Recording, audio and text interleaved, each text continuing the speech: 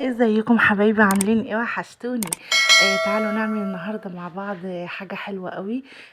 حاجه الشتا ما ينفعش يجي من غير ما نعملها. بتدفينا طبعا ولازم ناكلها، وحاجه كلنا مفيش حد ما اختلفش ان هو ما بيحبهاش يعني.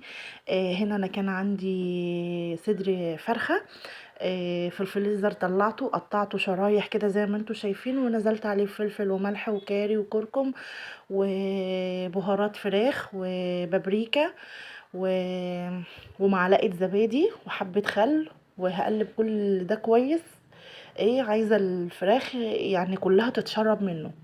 تمام. زي ما انتوا شايفين كده، هسيبه بقى اركنه على جنب، واجي بقى هنا جبت بصلايه.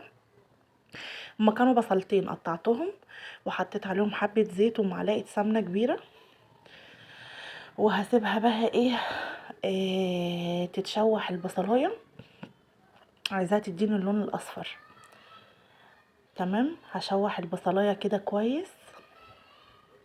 حطيت حبه ملح عشان البصل بس يدبل كده. خلاص بدأت تديني اللون الاصفر. هنزل عليها بقى بحته تومه، ونزلت عليها بالطماطم بتاعتي، وهسيبها بقى تتسبك كويس يعني. عرفتوا انا هعمل ايه ولا لسه؟ اكيد عرفتوا. هنا كانت اتسبكت خالص. هنزل عليها بالخضره بتاعتي، وحطيت عليها ملح، وهحط عليها بقى البهارات بتاعتي. فلفل اسمر وكزبره وكمون وحبه شطه وحبه بابريكا.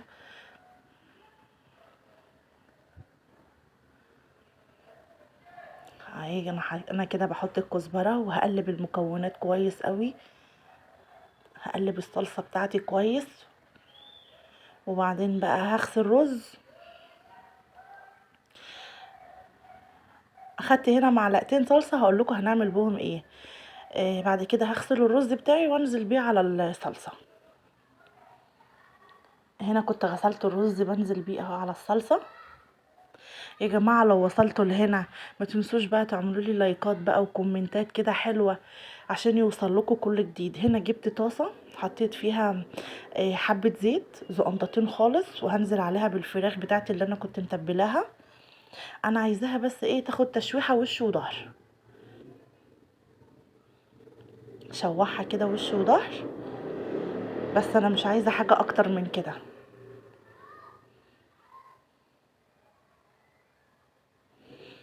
متنسوش بقى اللايك يا جماعه عشان يوصل لكم كل وصفاتي الجديده. تمام. وقولوا لي بقى في التعليقات بقى الحاجات حلوه ولا مش حلوه. في تعليق مثلا اعمل حاجه ما اعملش حاجه كده يعني. هنا كنت مقطعه بصل وطماطم وجزر، وحطيت عليهم ملح وفلفل، ونزلت عليهم بالفراخ بتاعتي رصيتهم فوقيهم كده. وهنا عندي بقى حلة المحشي. فاكرين بقى الكرنب اللي انا كنت مخزناه معاكم؟ هنحشيه النهارده. هنا دي خلطة المحشي اللي احنا عملناها مع بعض، والكرنب كنت طلعته يفك. وزي ما انتوا شايفين يعني الحشو ما فيش فيه اي حاجة سهلة. تحطي حبة رز وهتلف الورقة. شايفين بقى الورق طلع جميل وسهل انك تحشيه ازاي. هنا كنت خلصت الحلة، ودي شوربه كانت عندي في الفريزر طلعتها، وحطيت عليها معلقتين الصلصه اللي انا اخدتهم من صلصه المحشي، وهحطهم على المحشي كده لحد ما انا عايزاه بس يتغطى شوربه. هغطيه شوربه، وبعد كده هسيبه بقى مع نفسه بقى يشرب الميه الشوربه بتاعته. وبعد ما يشرب الشوربه بتاعته هحط له الشياطه واوطي عليه، واسيبه بقى يستوي مع نفسه. استحاله بالطريقه دي ما يستويش معاكي. المحشي سهل جدا يا جماعة والله العظيم، ولا غلبة ولا اي حاجة. وطول ما انتي بتبقي مثلا عاملة الكرنب في التلاجة ويعني وعندك الحاجة فاهمة، ما بتتعبيش يعني. ما بياخدش منك دقيقتين. هنا كان خلاص شرب المية بتاعته، وانا حطيت له الشياطة ووطيت عليه وهسيبه. هنا بقى كان خلاص استوى. قلبته معاكم هنا على الصينية. شايفين يا جماعة المحشي كله طالع ازاي، والفراخ بصوا شايفين الفراخ نازلة ازاي. مفيش حاجة لازقة، والمحشي بصوا نازل يعني. بسم الله ما شاء الله. ده غير طعمه بقى، كان طعمه زي العسل.